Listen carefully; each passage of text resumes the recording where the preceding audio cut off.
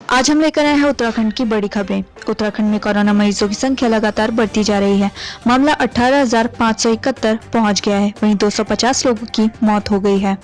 Uttarakhand corona tracker, कुल आंकड़े 18,571, स्वस्थ 12,524, एक्टिव 5,735, मौतें 250। अब उत्तराखंड के विभिन्न जिलों में एक्टिव केसेस की बात करें तो देहरादून 1,268, नैनीताल 754, टिहरी गढ़वाल 303, हरिद्वार 1,308, उधम सिंह नगर 1,245, पौड़ी गढ़वाल 122, अल्मोड़ा 141, बागेश्वर 76, चमोली 134, पिथौरागढ़ 70, रुद्रप्रयाग 48, उत्तरकाशी 184, चंपावत 70। वहीं देवप्रयाग में 25 साल के युवक को गुलदार ने बनाया निवाला। उत्तराखंड में मानव और वन्य जीव संघर्ष के मामले बढ़ते ही जा रहे हैं। ताजा मामला देवप्रयाग का है, जहां PWD मार्ग पर गुलदार ने एक युवक पर हमला कर दिया, उससे उसकी मौत हो गई। युवक मानसिक रूप से दिव्यांग था। उत्तराखंड में नाबालिग से गैंगरेप, पहले प्रेमी और फिर बाकियों ने एक एक कर किया बलात्कार। उत्तराखंड में आए दिन रेप और दुष्कर्म के मामले सामने आते जा रहे हैं। उत्तराखंड में हत्या और दुष्कर्म के मामले तेजी से बढ़ रहे हैं। दुष्कर्म का शिकार नाबालिग या मासूम बच्चियां हो रही हैं। वहीं पहले मैदानी जिलों में ऐसे मामले अधिकतर सामने आते थे, लेकिन अब पहाड़ों में भी इसका ग्राफ लगातार बढ़ रहा है। आपको बता दें कि कोतवाली प्रभारी निरीक्षक मनोज रतोड़ी ने जानकारी देते हुए बताया कि बीते दिन शनिवार को कोटद्वार क्षेत्र के एक व्यक्ति ने कोतवाली में तहरीर दी और बताया कि उनकी बेटी 17 साल की है। शनिवार सुबह करीब 11 बजे उसे ग्राम समस्तीपुर, थाना नगीना, देहात बिजनौर, उत्तर प्रदेश निवासी गुड्डू सिंह पुत्र राम अवतार ने बहला फुसलाकर तेलीपाड़ा में मिलने बुलाया, जिस पर वह उससे मिलने चली गई। जब वह घर वापस लौटी तो उसने बताया कि उसके साथ पहले यूपी के परिचित गुड्डू सिंह ने उससे जबरदस्ती की और दुष्कर्म किया। इसके बाद वहां 3 और युवक आए और उसके साथ एक एक कर रेप किया। कोतवाल मनोज रतोड़ी ने बताया कि पिता की तहरीर के आधार पर ग्राम समस्तीपुर, थाना नगीना, देहात बिजनौर, उत्तर प्रदेश निवासी गुड्डू सिंह पुत्र राम अवतार सिंह 3 अज्ञात युवकों के खिलाफ IPC की धारा 363, 506, 376 D 5/6 पॉक्सो अधिनियम के तहत मुकदमा दर्ज कर लिया है। आरोपी की गिरफ्तारी के लिए पुलिस कई जगहों पर दबिश दे रही है। पुलिस का दावा है कि जल्द आरोपियों को गिरफ्तार कर लिया जाएगा। महेश नेगी यौन शोषण मामला, पीड़िता ने जारी किया वीडियो, जांच टीम पर उठाए सवाल।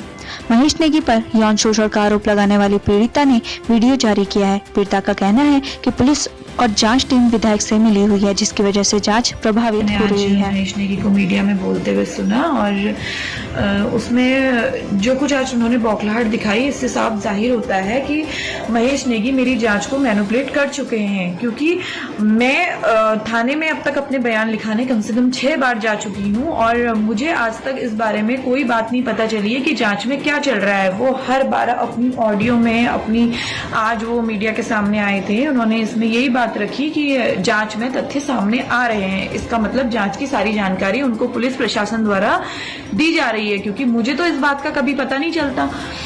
और दूसरी बात यह है कि जो ये बोल रहे हैं कि बाल आयोग में जो इनका केस है उसके लिए ये बाल आयोग भी गए हैं और महिला आयोग भी गए हैं। बाल आयोग में इनका केस कैसे हो गया? जो इन्होंने बाल आयोग में जो एप्लीकेशन दी है वो तो किसी हरि सिंह नेगी जो बार एसोसिएशन के कोई अध्यक्ष हैं उनके द्वारा दी गई है, तो इसका मतलब इसमें महेश नेगी का भी हाथ है। और जो उन्हें पता चल रहा है कि इन्होंने जो बाल आयोग में एप्लीकेशन दी है उसमें जो ये बता रहे हैं कि उसमें भी हमें जांच का पता चल रहा है, तो मैं तो सिर्फ इतना कहना चाहूंगी कि जो बाल आयोग वाले हैं और जो पुलिस प्रशासन वाले हैं वो दबाव में आके बच्चे को अधिकार ना दिला के इस बात को उलझाने की कोशिश कर रहे हैं।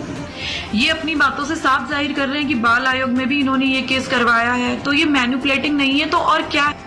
इन्होंने मेरे ऊपर इतने सारे आरोप लगा दिए झूठे और इतने सारी जगह इन्होंने प्रार्थना पत्र दिए हैं, जबकि मैंने इनसे सिर्फ इतना कहा है कि मुझे अपनी बच्ची का DNA टेस्ट करवाना है और उसके अधिकार उसको दिलाने हैं।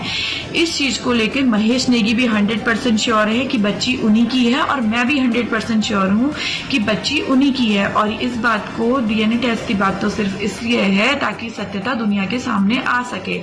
और जो ये नार्को टेस्ट के लिए कह रहे हैं, मैं कल CO सर के ऑफिस गई थी, वहां इन्होंने एक एप्लीकेशन दी है, इनकी वाइफ के थ्रू एप्लीकेशन आई है रीता नेगी की। कि नार्को टेस्ट मुझे करवाने के लिए इनने उसमें बोला है कि हम अपने खर्चे से नार्को टेस्ट करवाएंगे। मैं इनके साथ कोई टेस्ट नहीं करवाना चाहती हूँ। ये बात मैंने पुलिस को भी बोली है। पुलिस चाहे इस चीज को लेके भी मेरे पे दबाव बनाने के लिए अपने आपस में जो उन्होंने टीम बनाई है उसमें बातें कर रहे हैं कि महिला को नार्को टेस्ट के लिए कहा जाएगा। नार्को टेस्ट का इस केस से क्या संबंध है? इस टेस्ट को अगर उन्हें क्लियर करना है, सत्यता सामने लाने के लिए, अगर विधायक जी भी सच में इतने परेशान हैं तो उन्हें डीएनए टेस्ट करवाना चाहिए। उन्हें डीएनए टेस्ट से इस चीज की सत्यता सामने आएगी, ना कि नार्को टेस्ट। सरकार मिलों को जल्द करेगी शेष 33% गन्ना मूल्य का भुगतान, किसानों को मिलेगी राहत। राज्य में करीब 67% गन्ने मूल्य का भुगतान किया जा चुका है। वहीं शेष बचे 33% बकाया गन्ने मूल्य के भुगतान के लिए 200 करोड़ धनराशि की मांग शासन से की गई है। ऐसे में जैसे ही शासन से पैसे रिलीज होते हैं, मिलों को उनके बकाया गन्ना मूल्य का भुगतान कर दिया जाएगा। वहीं काशीपुर में सोशल मीडिया पर अभद्र टिप्पणी पर भड़के अधिवक्ता, कार्रवाई की मांग। सोशल मीडिया पर की गई अभद्र टिप्पणी को लेकर काशीपुर के अधिवक्ताओं में रोष है। अधिवक्ताओं ने कोतवाल सतीश चंद्र कापड़ी से मुलाकात कर 2 लोगों के खिलाफ तहरीर देकर कार्रवाई की मांग की है। हल्द्वानी में तेंदुए ने कुत्ते को बनाया निवाला, खौफजदा लोग। हल्द्वानी के खुरिया खता गांव में एक ग्रामीण रविवार को अपने कुत्ते के संग मॉर्निंग वॉक कर रहा था। इस दौरान गन्ने के खेत में घात लगाए बैठे तेंदुए ने उसके कुत्ते पर हमला बोल दिया। ग्रामीण के हल्ला मचाने के बावजूद भी तेंदुए ने कुत्ते को नहीं छोड़ा और उसे मार दिया।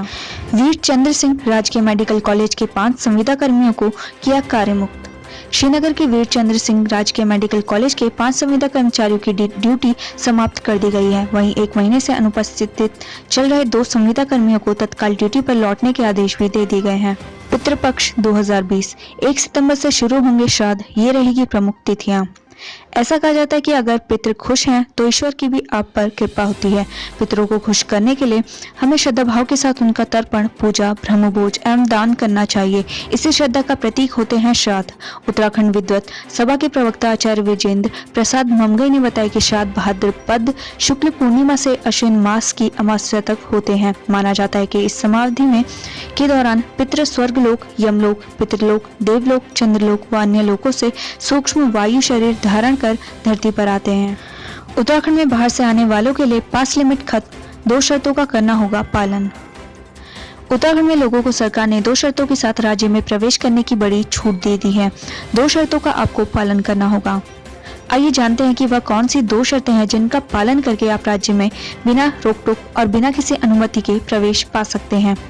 अब जो भी व्यक्ति उत्तराखंड आने का इच्छुक होगा उसके पास ICMR से मान्यता प्राप्त लैब का प्रमाण पत्र होना चाहिए। वहीं अगर किसी के पास ICMR मान्य लैब का प्रमाण पत्र नहीं है तो उसकी जगह ट्रूनेट टेस्ट की नेगेटिव रिपोर्ट भी मान्य होगी।